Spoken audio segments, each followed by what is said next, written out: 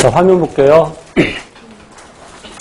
아까 중심세포라는 것은 동물세포에는 없고 식물세포에 있다고 그랬는데, 그렇다고 해서 식물세포에만 있냐 그런 건 아닙니다. 원생동물에도 있는데, 원생동물의 그 수축포라는 것은 일종의 액포에 해당이 되죠.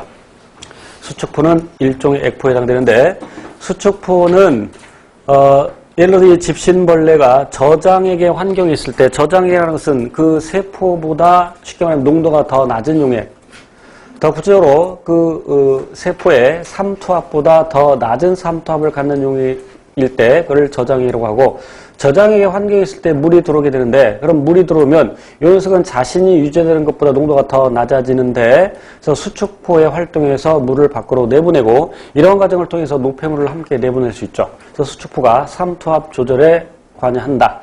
또 노폐물 배출에 관여한다. 세포, 다시 내막계라는 말이 나오는데, 내막계가 뭐냐면, 언뜻 이 내막계라는 단어만 보면 세포 안에 있는 막이라는 뜻으로 받아들일 수 있는데, 그 내막계가 뭐냐면 결국 세포막으로부터 만들어진 것들을 내막계라고 합니다. 아까 소포체가 어떻게 해서 만들어졌냐면, 요 세포막이 안으로 말려 들어가면서 소포체가 형성이 되고, 소포체 일부분이 떨어져 나와서 이렇게 골지체가 형성이 됩니다. 그래서 소포체, 골지체, 또 이런 소낭들, 이런 것들은 내막계라고 합니다.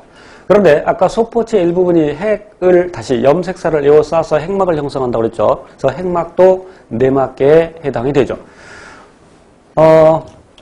아까 칠판 잠깐 볼게요. 기본반에서 언급했습니다만 반드시 기억해야 될 내용이, DNA를 갖고 있어서 자기 복제가 가능한 세포 소관이 핵, 그리고 엽록체, 미토콘드리아, 이런 것들은 이중막이고, 그런데 막구조가 아닌 것들도 있죠. 막구조가 아닌 것 암기하시렵니다. 의, 중, 인, 염, 앞글자 따서. 그래서 리보솜.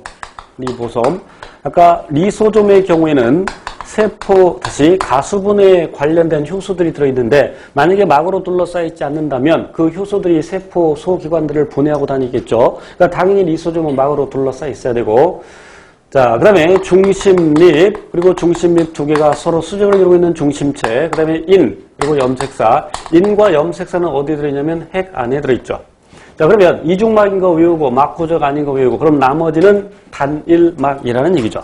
그러니까 소포체, 골지체, 그리고 리소좀, 그리고 퍼옥시좀, 이따 설명드릴 겁니다만 퍼옥시좀, 이런 것들이 막구조를 갖고 있는데, 내막계라는 것은 결국 세포막으로부터 만들어진 것들, 아까 언급했듯이 엽록체와 미토콘드리아는 그 기원이 세균이죠. 그래서 엽록체와 미토콘드리아는 물론 세포 안에 있는 막구조물이긴 하지만 엽록체와 미토콘드리아는 내막계에 포함시키지 않습니다. 그럼 세포막은 내막계에 포함시키냐 안 시키냐? 세포막도 내막계에 포함을 시킵니다. 퍼옥시좀은 내막계에 포함시키지 않습니다. 뒤에 나오는데, 그러니까 그 기원이 세포막으로부터 형성된 것들, 그래서 세포막 포함해서 소포체, 그 다음에 핵막, 골지체, 리소좀, 이런 것들. 그러나 퍼옥시좀은 다른 방법으로 만들어집니다. 뒤에 나옵니다. 그럼 그 내막계의 세포 내 소기관들의 상호작용이라는 말은 아까도 언급했던 내용들인데, 단백질 합성 과정에서 리보솜이 단백질을 합성하면 그 단백질 폴리펩타이드가 소포체 내부 공간으로 가서 변형되고, 소포체 일부분이 떨어져 나와서 소낭되고, 특히 수송소낭 또는 수송소포라고 하죠. 그 녀석이 골지체로 이동을 하고, 골지체에 더 많은 변형이 일어나면서 골지 일부분이 떨어져 나와서 분비순환이 되고, 이와 같이 세포 내 소기관들, 내막계에서 서로 상호작용을 한다. 그래서 단백질이 합성되고 이동하는 경로를 반드시 기억하셔야 되는데, 물론 이것도 기본반에서 언급을 했습니다. 단백질 합성의 구체적인 과정은 분자생물의 각 파트에서 배우고, 여기서는 단백질 합성 소기관과 그리고 단백질의 이동 경로에 대해서 살펴볼 겁니다. 리보솜에서 단백질을 합성하는데, 물론 리보솜에 단백질을 합성할 때 그 단백질 합성의 정보, 단백질은 어떤 종류의 아미노산이 어떤 순서로 배열되는지가 단백질의 종류를 결정하는데, 그 아미노산의 종류와 배열 순서를 결정하는 것이 DNA 염기서열이라고 있죠. 그 DNA가 어디에 들어있냐면 핵속에 들어있습니다. 핵에 있는 DNA로부터 mRNA를 만들고, 그 mRNA가 핵공을 통해서, 핵막에 뚫리는 구멍을 핵공이라고 하는데, 핵공을 통해서 세포질로 빠져나온 다음에 리보솜과 결합해서 리보솜에서 단백질을 합성합니다. 그러니까 단백질 합성 장소는 리보솜. 그래서 단백질이 합성되면서 소포체 안으로 들어가서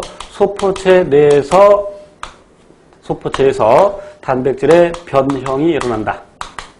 그리고 소포체는 일부분 떨어져 나가면서 수송에 관여한다. 그래서 소포체 일부분이 떨어져 나가는 것을 수송, 소낭 또는 수송, 소포라고 합니다. 그 수송, 소낭이 골지체와 융합을 하죠. 그래서 단백질이 골지체로 이동을 하고, 골지체에서 더 많은 변형이 일어나고 일시적인 저장, 그리고 분류, 그리고 또 수송에도 관여하죠. 즉 분비에 관여한다는 얘기입니다. 그래서 골지체 일부분이 떨어져 나가서 분비 소낭이 되는데, 또는 분비 소포라고도 합니다.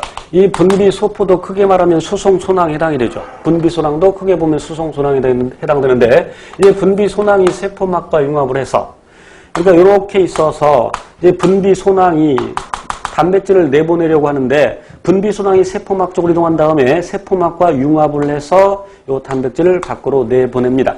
이렇게 막을 형성해서 밖으로 물질을 분비하는 것을 세포외 배출이라고 하는데, 나중에 또 구체적으로 배웁니다. 세포의 배출. 예전에는 얘를 뭐라고 많이 불렀냐면, 작은 주머니를 형성해서 밖으로 내보낸다고 해서 외포 작용이라고 했습니다. 그래서 세포막과 융합을 해서 물질을 밖으로 내보낸다. 때에 따라서는 세포막에도 단백질이 박혀 있는데, 세포막에 박혀 있는 단백질도 이와 같은 방법인데, 이건 내보내는 건 아니죠. 내보내는 건 아닙니다. 그러니까 미리 소포체에서부터 막에다가 단백질을 이렇게 박는 겁니다. 막에다 단백질을 박은 상태에서, 또 골지체로 이동한 상태에서도 이미 막에 박혀 있고, 그러면 그 녀석을 그림으로 표현해서 설명을 드리면, 이제 요렇게 있는데 이 녀석이 막과 융합을 하면, 세포막과 융합을 하면 요 녀석이 세포막의 성분이 되는 거죠. 그지? 그래서 막 단백질도 이와 같은 경로를 통해서 이동을 한다. 그런데 아까 당단백질이 있다고 그랬어요. 당단백질. 그럼 그 당단백질의 그 탄수화물 부분은 세포막에 박혀 있을 때 세포 안쪽에 있어, 세포 바깥쪽에 있어. 세포 바깥쪽에 있어. 이 당단백질의 당이 세포와 세포 간의 인식 기능을 하는데, 그럼 세포를 인식하려면 그 당이 탄수화물 부분이 세포 안쪽을 향하고 있어서는 그 밖에 있는 세포를 인식할 수가 없죠. 그러니까 당연히 바깥쪽에 있어야 되는데, 그럼 이렇게 바깥쪽으로 세포막에 당을 박을 때는, 자, 보세요. 분비소낭을 좀 크게 그렸습니다. 그럼 그 당이 요 분비소낭의 요 바깥쪽 부분에 있어